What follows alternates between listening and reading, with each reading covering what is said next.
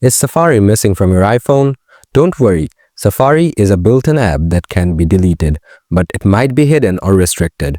In this video, I'll show you how to easily bring Safari back to your iPhone. Let's get started.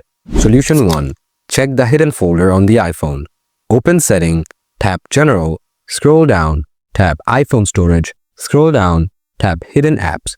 Enter your passcode. Now if this app is hidden, try to unhide it from here.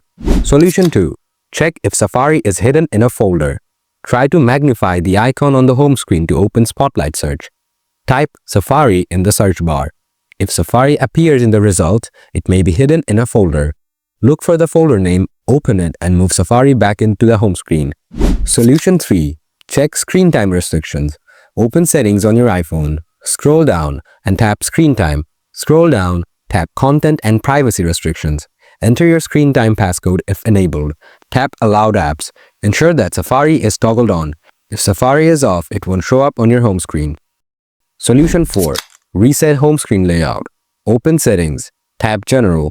Scroll down and tap Reset. Tap Reset home screen layout. This will reset your home screen to its default layout, and Safari will reappear. After completing these steps, you should be able to get Safari back on your iPhone. If the problem continues, don't hesitate to contact Apple support for more help.